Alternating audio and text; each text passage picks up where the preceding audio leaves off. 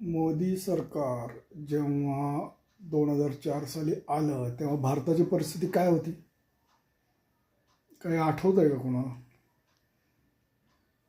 जर त्यावेळेस कायदा 100% आणि पूर्ण फोर्सनी जर लावला असता तर अर्धा देश तुरुंगात टाकावा लागला असता, अशी परिस्थिती होती.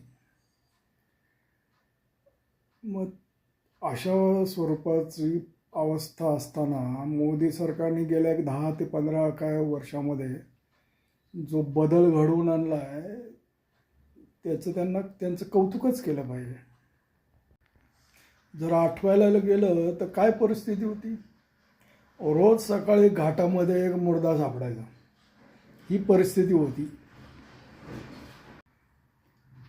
असं तर नाही. आत्ता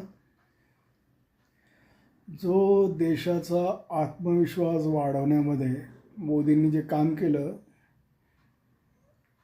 ते फार श्रेष्ठ आहे.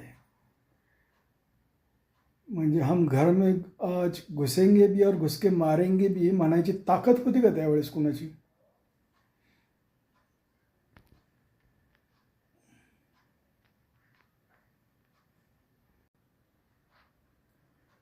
नोटबंदी असो किंवा ईडी असो किंवा अनेक बाकीच्या गोष्टी असो, या सगळ्याचा वापर त्यांनी गनिमी कावासारखा केला. आणि त्याआधी राजकारणी त्याचा उपयोग षडयंत्रासारखे करत होते. गनिमी कावा कधी करतो आपण?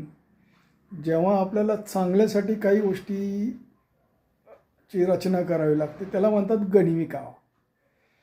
आणि आपल्या फायद्यासाठी वाईटाचं प्रोत्साहन देण्यासाठी जे केलं जातं त्याला म्हणतात षडयंत्र. या षडयंत्राच्या वातावरणामधून त्यांनी, भाजपनी म्हणा, त्यांनी म्हणा किंवा त्यांच्या सहकारी योगी आदित्यनाथ यांच्यासारख्या लोकांनी म्हणा, देशाला ह्या वातावरणातून बाहेर काढून त्यांना सुसंस्कृत करण्याचं काम या लोकांनी केलं. त्याबद्दल मी त्यांचा आभारी आहे.